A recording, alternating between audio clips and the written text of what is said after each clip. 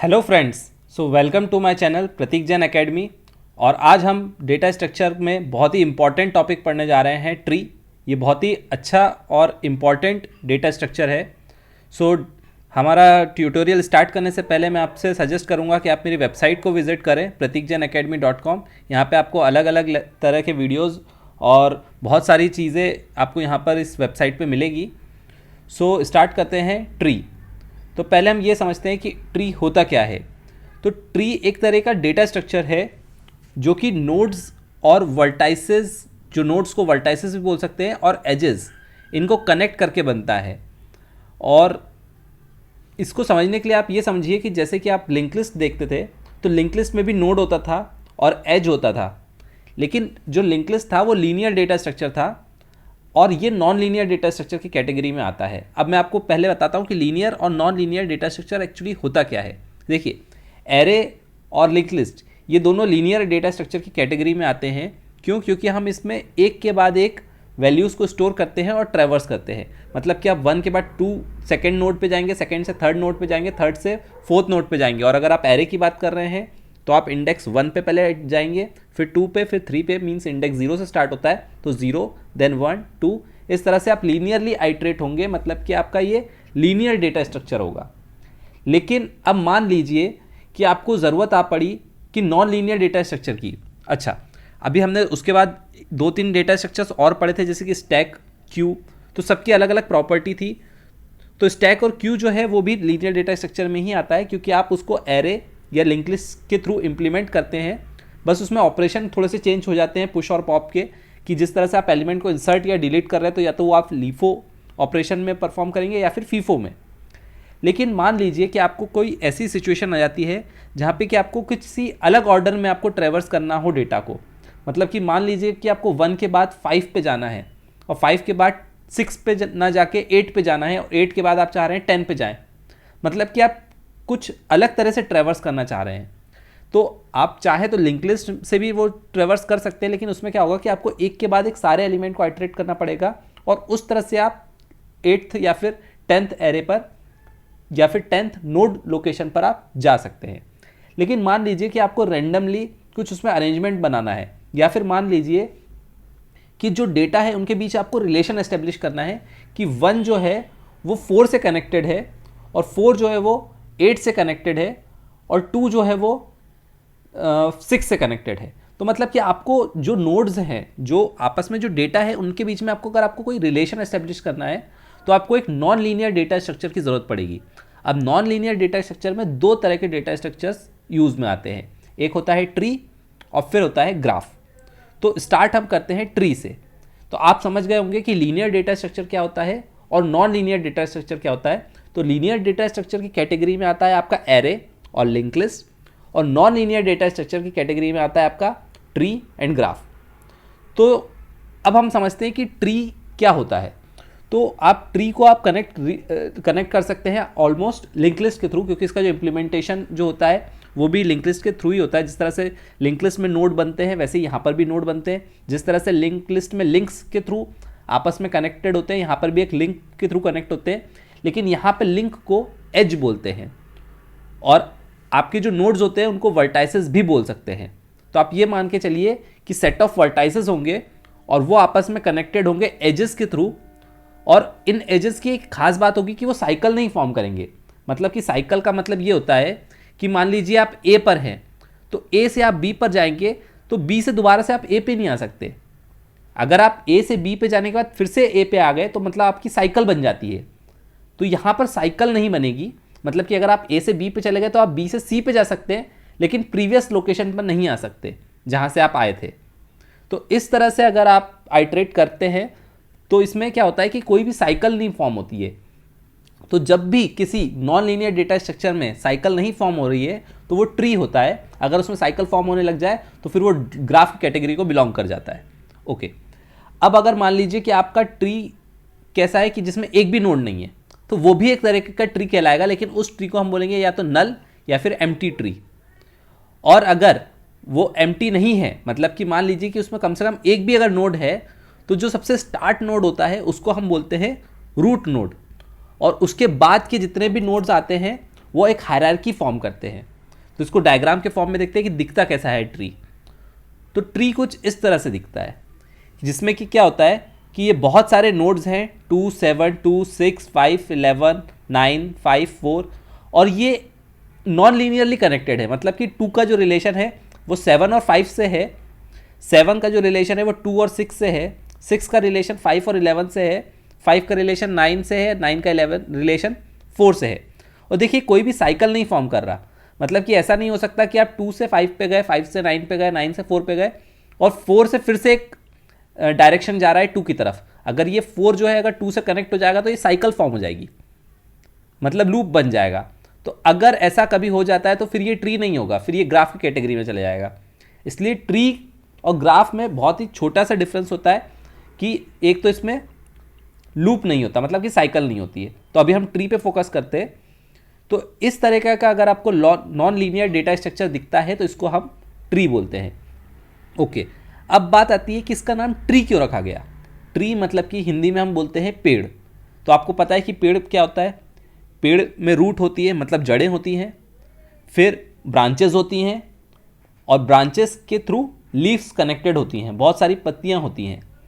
तो इसको भी हम एक ट्री के फॉर्म में कनेक्ट करते हैं। तो आप जो ट्री जो आप देखते हैं एक्चुअल में, उसको आप उल्टा कर दीजिए। तो क्या होगा कि जब ट्री को आप उल्टा कर देंगे तो आप देखेंगे कि रूट जो है, जो सबसे ज़मीन में जो सबसे नीचे होता है, वो अब सबसे ऊपर आ जाएगा, और उसकी जो पत्तियां रहती हैं वो सारी नीचे आ जाएंगी। तो उस वाले ट्री को आप इससे कनेक्ट करिए। तो ये जो 2 जो स्टार्टिंग में जो दिख रहा है ना, ये आपका जड़ है, ये आपकी रूट है, और यहाँ से आपकी ब्रांचेस निकली हुई हैं पूरी, और ये पूरा ट्री के फॉर्म में हो रहा है। और जिसमें से ये 2, 5, 7, 2, 5, 11, 4 ये आप उस पेड़ की पत्तियां हैं, लीव्स हैं। तो इसीलिए ये जो स्ट्रक्चर है ये सिमिलर टू ट्री दिखता है, इसलिए इसको नाम दिया गया है ट्री डेटा स्ट्रक्चर। अब बात आती है कि अगर हम ट्री पढ़ रहे हैं तो हमें कुछ टर्मोलॉजीज के बारे में पता होना चाहिए। जैसे कि हमने लिंक लिस्ट जब पढ़ रहे थे तब हमने देखा था कि ट्री जब हम लिंक लिस्ट में जब हम खुद का डेटा टाइप बनाते हैं तो हम उसको नोड बोलते हैं, और उसके पार्टीशंस क्रिएट करते हैं, जिसमें कि पॉइंटर्स होता है जो कि नेक्स्ट फील्ड को पॉइंट करता है, प्रीवियस को पॉइंट करता है डब्ल्यू लिंक लिस्ट में। उसी तरह से ट्री में भी हमें कुछ टर्मोलॉजीज को पढ़ना पड़ेगा। लेकिन ट्री में टर्मोलॉजीज थोड़ी ज़्यादा हैं। क्यों? क्योंकि इसमें रिलेशन एस्टेब्लिश करते हैं। अब टर्मोलॉजीज को बताने से पहले मैं आपको ये बताना चाहता हूँ कि एक्चुअल में ट्री क्यों आया, क्यों इंट्रोड्यूस किया, और हम कहाँ कहाँ पे ये यूज़ कर सकते हैं। देखिए, अगर आप कभी भी कोई चीज़ पढ़ रहे हैं तो आपको ये पता होना चाहिए कि इसको कहाँ पे आप यूज़ कर सकते हैं, कहाँ पे आप इम्प्लीमेंट कर सकते हैं। इसको अगर किसी ने इंट्रोड्यूस किया है तो उसका क्या रीज़न था, ये आपको पता होना बहुत ज़रूरी है। ऐसा नहीं है कि आपने ट्री उठाया और सीधे पढ़ना चालू कर दिया। ये बहुत लोग करते हैं और बहुत से लोग इसी तरह से पढ़ाते हैं। लेकिन अगर आप कभी भी कोई टॉपिक पढ़ रहे हैं तो आपको ये पता होना चाहिए कि इसका इम्प्लीमेंटेशन कहाँ होने वाला है, इसकी ज़रूरत कहाँ पड़ सकती है, इसको हम कहाँ यूज़ कर सकते हैं। तो ट्री को हम कहाँ यूज़ कर सकते हैं पहले वो समझते हैं। तो देखिए, लिंक लिस्ट में मैंने आपको बताया था कि मान लीजिए कि आपके पास बहुत सारा डेटा आता जा रहा है, तो आपको क्या है कि रन टाइम पे आपको मेमोरी एलोकेट करनी पड़ती है, तो आप लिंक लिस्ट का यूज़ करते हैं। अगर आपको पहले से फिक्स्ड पता है कि आपको कितना मेमोरी यूज़ करना है तो आप एरे का यूज़ कर सकते थे। लेकिन लिंक लिस्ट आप कब यूज़ करते थे? जब आपके पास रन टाइम पे मेमोरी एलोकेट करनी हो तब आप लिंक लिस्ट यूज़ करते थे, लेकिन वो लीनियर डेटा स्ट्रक्चर के लिए था। अब आप मान लीजिए कि रन टाइम पे तो मेमोरी एलोकेट करनी ही करनी है, साथ ही साथ आपको उनमें रिलेशन एस्टेब्लिश करना है, तब वहाँ पे आप ट्री को यूज़ करते हैं। अब बहुत ही एक अच्छा एग्जाम्पल आप ऐसे समझ सकते हैं कि आपका परिवार है तो आपके दादाजी होंगे, दादाजी के मान लीजिए 2 बेटा बेटी होंगे, उनके भी फिर कुछ बेटा बेटी होंगे। तो ये आपस में एक हायरार्की मेंटेन करना है। अगर आपको मतलब कि आपको रिलेशन एस्टेब्लिश करना है कि ये हमारे दादाजी थे, ये उनके बेटे थे, ये उनके बेटे थे। तो इस तरह का अगर आपको रिलेशन एस्टेब्लिश करना है या इस तरह का आपको रिप्रेजेंटेशन करना है डेटा स्ट्रक्चर के फॉर्म में, तो वहाँ पे आपका जो ट्री डेटा स्ट्रक्चर है वो बिल्कुल फिट बैठता है। क्योंकि यहाँ पे जो रूट नोड है ये आपके ग्रैंड पेरेंट को बताएगा, फिर उसके 2 चाइल्ड हो गए 7 और 5, और उनके भी 2 बेटे हो गए 2 और 6। ज़रूरी नहीं है कि 2 हों, इससे ज़्यादा भी हो सकते हैं। मान लीजिए अगर इसके 3 बेटे हैं तो आप एक और रो बना देंगे, एक और लाइन बना देंगे, एक और नोड क्रिएट कर देंगे और 7 के नीचे वो नोड आ जाएगा।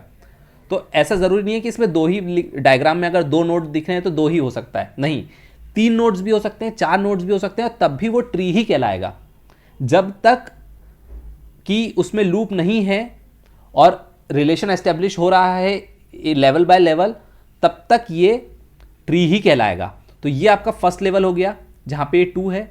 ये सेकंड लेवल हो गया जहाँ पे आपका 7 और 5 है जो कि 2 के बेटे हैं, चाइल्ड हैं। और ये थर्ड लेवल हो गया जिसमें कि उनके चाइल्ड आ गए। तो इस तरह से लेवल बाय लेवल पूरी हायरार्की बन रही है।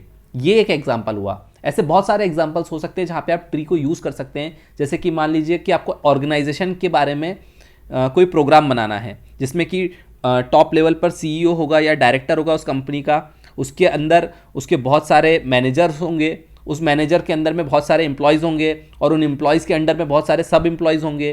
तो उन सब की आपको हायरार्की मेंटेन करनी है। तो जहाँ पे भी आपको ऐसा लगे कि आपको हायरार्की की ज़रूरत पड़ने वाली है या फिर आपको एट रैंडम किन्हीं के बीच में रिलेशन एस्टेब्लिश करना है, तो वहाँ पे आप इस तरह का ट्री डेटा स्ट्रक्चर यूज़ कर सकते हैं। तो आई होप आपको ये समझ में आ गया होगा कि लीनियर डेटा स्ट्रक्चर क्या होता है, नॉन लीनियर डेटा स्ट्रक्चर क्या होता है, और ट्री जो है वो नॉन लीनियर में क्यों आता है, और हम ट्री को कहाँ कहाँ पे यूज़ कर सकते हैं। अब हम ये देखते हैं कि ट्री की टर्मोलॉजीज क्या क्या है, कौन कौन सी टर्मोलॉजीज ट्री में यूज़ होती है। तो सबसे पहले होता है रूट नोड। तो सबसे पहले अगर कभी भी आपको रूट बोलें तो आपको समझ में आ जाना चाहिए कि ट्री जहाँ से स्टार्ट हो रही है उसका जो टॉप नोड है वो रूट कहलाएगा। मतलब कि मान लीजिए कि आपकी ये ट्री है तो इसका टॉप जो है तो ये टॉप कहलाता है। तो ये जो टॉप है इसी को ही आप क्या बोलते हैं, रूट, रूट नोड। रूट मतलब क्या होता है, जड़, पेड़ की जड़। तो अगर आप इसको उल्टा करके देखें तो ये पेड़ है जिसकी ये जड़ है और यहाँ से ये इसकी ब्रांचेस निकल रही हैं और ये लास्ट में उसकी लीव्स हैं। तो ये उल्टा एक पेड़ आप समझ सकते हैं। तो जो जहाँ से ट्री स्टार्ट हो रहा है, जो उसका जो फर्स्ट नोड है, जो टॉप नोड है, उसको हम बोलते हैं रूट नोड। फिर सेकंड होता है चाइल्ड। तो चाइल्ड क्या होता है, अब जब भी उससे नीचे जितने भी कनेक्टेड, डायरेक्टली कनेक्टेड जो नोड्स होंगे वो उसके चाइल्ड होंगे। Directly connected, directly connected means कि अगर 1 से जो डायरेक्टली कनेक्टेड कौन सा है, 2 और 3, तो 2 और 3 जो है वो 1 के चाइल्ड है। 4 और 5 उसके चाइल्ड नहीं है। क्यों? क्योंकि वो डायरेक्टली कनेक्टेड नहीं है। 1 का चाइल्ड कौन सा है, 2 और 3। तो इनको हम बोलेंगे child node, child node of 1। ठीक है। उसके बाद आता है पेरेंट। तो पेरेंट क्या होता है, उसका उल्टा। मतलब कि अगर मैं पूछूं कि आपको कि 3 अगर चाइल्ड है तो इसका पेरेंट कौन है, तो इसका पेरेंट कौन सा होगा, डायरेक्टली कनेक्टेड जो उसका रूट नोड होगा या फिर उसके ऊपर का जो नोड होगा वो उसका पेरेंट नोड होगा। तो ये जो 1 है ये 3 का पेरेंट नोड है। उसी तरह से 2 का पेरेंट नोड कौन सा है, 1। 5 का पेरेंट नोड कौन सा है, 2। फिर आते हैं सिबलिंग्स। सिबलिंग्स मतलब होता है कि भाई बहन। मतलब कि अगर आपके घर में आपके दूसरे भाई बहन है तो वो आपके सिबलिंग्स होंगे। तो उस ग्रुप में जितने भी सेम लेवल पर अगर आते हैं, या फिर ऐसा बोल सकते हैं कि जिनके पेरेंट सेम हैं, वो नोड्स आपस में सिबलिंग्स होते हैं। मतलब कि ये 1 है, 1 के 2 चाइल्ड हैं, 2 और 3। तो 2 और 3 का क्योंकि सेम पेरेंट है तो 2 और 3 आपस में क्या हो गए, सिबलिंग्स हो गए। उसी तरह से 4 और 5 आपस में सिबलिंग्स हो गए क्योंकि उनका सेम पेरेंट है। 5 और 6 आपस में सिबलिंग्स नहीं होंगे। क्यों? क्योंकि 5 का पेरेंट 2 है, 6 का पेरेंट 3 है। तो इन 5 और 6 के जो पेरेंट्स हैं वो सेम नहीं हैं, इसलिए 5 और 6 आपस में सिबलिंग नहीं है। इसका मतलब कि सिबलिंग्स मतलब ये नहीं कि सेम लेवल पर जितने भी आ जाए वो सारे सिबलिंग्स होंगे, नहीं, उनका पेरेंट कॉमन होना चाहिए। अगर उनका पेरेंट कॉमन है तो सिबलिंग्स होंगे। मान लीजिए कि इसमें एक और चाइल्ड में बना दूँ, इसका एक और चाइल्ड में बना दूँ, इसका नाम दे देता हूँ मैं 3। तो 3, 4, 5 आपस में सिबलिंग्स हो गए और इन सबका पेरेंट कौन सा हो जाएगा, 2। और ज़रूरी नहीं कि उसमें एक ही 2 ही चाइल्ड हो, कितने भी चाइल्ड्स हो सकते हैं अगर वो ट्री के फॉर्म में एग्जिस्ट कर रहे हैं तो। फिर आता है डिसेंडेंट। डिसेंडेंट क्या होता है, पेरेंट टू चाइल्ड। मान लीजिए कि आप 1 से लेकर 5 पे जा रहे हैं तो 1 का डिसेंडेंट 2 है, 2 का डिसेंडेंट 5 है। मतलब कि अगर 1 और 5 में आप बोलेंगे कि क्या रिलेशन है, तो आप ये बोलेंगे कि जो 5 है वो डिसेंडेंट है किसका, 1 का। उसके बाद एंसेस्टर उसका उल्टा हो जाता है, मतलब कि चाइल्ड टू पेरेंट है। मतलब कि अगर मैं यहाँ से जाऊँ 5 से तो 5 का एंसेस्टर कौन हो जाएगा, 2। 2 का एंसेस्टर कौन हो जाएगा, 1। और 5 और 1 में क्या रिलेशन है, तो 5 का एंसेस्टर कौन है, 1। तो 1 का डिसेंडेंट 5 है और 5 का एंसेस्टर 1 है। तो ये सारे जो टर्मोलॉजीज है ना, ये देखिए आपको समझ में आता जाएगा कि जितने भी टर्मोलॉजीज है ना, ये आपस में रिलेशन एस्टेब्लिश कर रहे हैं। तो इसीलिए इस तरह का जो डेटा स्ट्रक्चर है ये क्योंकि रिलेशन एस्टेब्लिश में काम आता है, तो उनके जो टर्मोलॉजीज है वो भी इसी तरह से है ताकि आपको समझ में आ सके कि रिलेशन है, कि वो बेटा था, वो उसका पेरेंट था, वो उसका भाई बहन था, सिबलिंग्स था, वो उसका डिसेंडेंट है मतलब कि, और एंसेस्टर है मतलब कि आपका पूर्वज कोई है, इस तरह से। फिर आता है लीफ। लीफ मतलब कि पत्तियाँ, मतलब कि पत्तियाँ कब होती है, जब आप पेड़ देखते हैं तो पत्तियाँ सबसे आखिर में होती है। तो इसी तरह से यहाँ से अगर जब रूट से स्टार्ट होगा तो सबसे लास्ट में जो नोड्स होंगे वो लीफ्स होंगे। तो लीफ मतलब कि इसके नीचे कोई भी नहीं है। तो 7, 6, 4, 5, 3 ये सारे कौन से हैं, ये सारे लीफ नोड है। 3 और 2 लीफ नोड नहीं है क्योंकि इनके नीचे चाइल्ड्स एग्जिस्ट कर रहे हैं। जिस भी नोड के नीचे कोई भी चाइल्ड एग्जिस्ट नहीं करता है वो नोड्स क्या कहलाते हैं, लीफ नोड। फिर आती है ब्रांचेस। ब्रांचेस कौन सी होती है, जो आपस में दो नोड्स को कनेक्ट करती हैं वो ब्रांचेस कहलाती हैं, और उनको इंटरनल नोड्स भी बोलते हैं। तो इंटरनल नोड्स वो वाले नोड्स होते हैं जिनका कि कम से कम एटलीस्ट 1 चाइल्ड हो। तो यहां पर आपकी ये ब्रांच हुई 1 से लेकर 2 तक, और ये इंटरनल नोड कहलाएंगे 2 और 3। क्यों, क्योंकि इसमें कम से कम एटलीस्ट एक चाइल्ड तो है ही है। तो ये सारे नोड्स कौन से कहलाते हैं, इंटरनल नोड्स कहलाते हैं। फिर आता है डिग्री। डिग्री क्या होता है कि मान लीजिए कि आपका कोई एक नोड है, तो उस नोड के अंदर से जितनी ट्रीज निकल रही हैं उनको सब ट्रीज बोलेंगे, और वो उसकी डिग्री बताता है। मतलब कि ये 1 है, 1 के नीचे अगर आप इतना पार्ट देखिए, इतना पार्ट, इसको मैं दूसरे कलर से शो करता हूं, तो आप इतना पार्ट देखिए, इतना पार्ट भी खुद में एक ट्री है, फिर ये भी खुद में एक ट्री है। तो अगर मैं इतने को देखूं तो इसका जो रूट नोड है वो 2 है, और ये खुद में एक ट्री है, यहां पर भी खुद में एक ट्री है जिसमें कि रूट नोड 3 है। तो अगर मैं पूछूं कि 1 की डिग्री कितनी है, तो आप ये देखिए कि 1 के कितने सब ट्री एग्जिस्ट कर रहे हैं। तो यहां पे 1 के 2 सब ट्री एग्जिस्ट कर रहे हैं, तो इस 1 नोड की डिग्री कितनी हो गई, इसकी डिग्री हो गई 2। इसकी डिग्री कितनी हो गई 2। उसी तरह से अगर मैं पूछूं कि 3 की डिग्री कितनी है, तो 3 के यहां से भी आपके 2 नोड्स निकल रहे हैं, तो ये खुद में भी एक सिंगल नोड भी खुद में एक ट्री होता है। तो यहां पर भी इसकी डिग्री कितनी है 2। लेकिन अगर मैं पूछूं कि 7 की डिग्री कितनी है, तो 7 की डिग्री आप बोलेंगे 0, क्योंकि 7 के नीचे एक भी सब ट्री नहीं निकल रहा है। सब ट्री मतलब कि खुद में एक जो ट्री होते हैं, तो 7 के नीचे कोई भी ब्रांचेस नहीं निकल रही है, कोई ट्री एग्जिस्ट नहीं कर रही, तो 7 की डिग्री है 2। फिर आता है एजेस। तो एक नोड से दूसरे नोड को जो कनेक्ट करते हैं उनको एज बोलते हैं। तो जैसे कि 2 से 5 कनेक्ट हो रहा है, तो ये जो लाइन है इसको हम बोलेंगे एज। एज मतलब कि पाथ, जो उसके उसमें जो एक नोड से दूसरे नोड को एग्जिस्ट कनेक्ट करता है उनको बोलेंगे एज। और पाथ क्या होता है, पाथ जो होता है वो एजेस को कनेक्ट करके बनता है। तो मान लीजिए कि आपको 1 से लेकर 5 पे जाना है, तो 1 से लेकर 5 पे जाने का रास्ता क्या होगा कि 1 से पहले आप 2 पे आएंगे, और 2 से फिर आप 5 पे जाएंगे।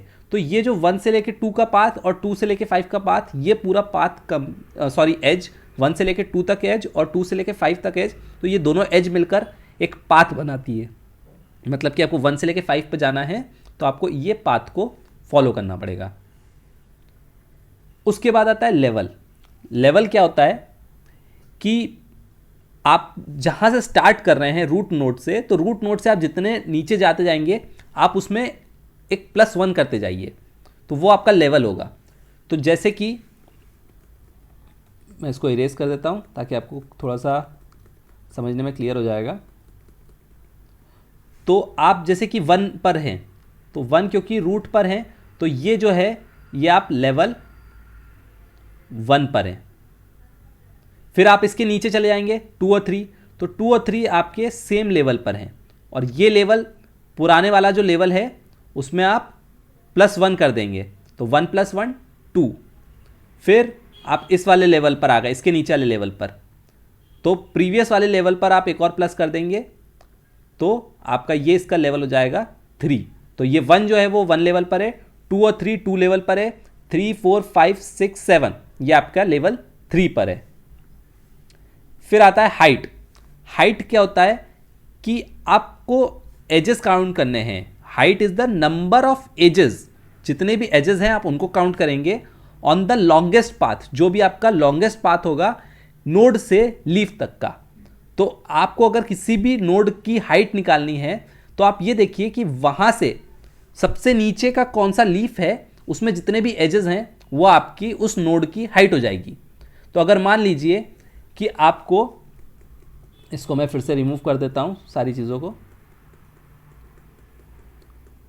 तो अब मान लीजिए कि आपको 1 से लेकर, आपको 1 नोड है, 1 नोड की आपको हाइट निकालनी है। तो आप देखेंगे कि इसमें सबसे नीचे जो एग्जिस्ट कर रहा है वो 5 है। मान लीजिए इसके नीचे एक और है आता है, एक और इसके नीचे मान लीजिए 9 है। तो यहाँ पे कितनी एज हो गई, 1 एज, 2 एज और 3 एज।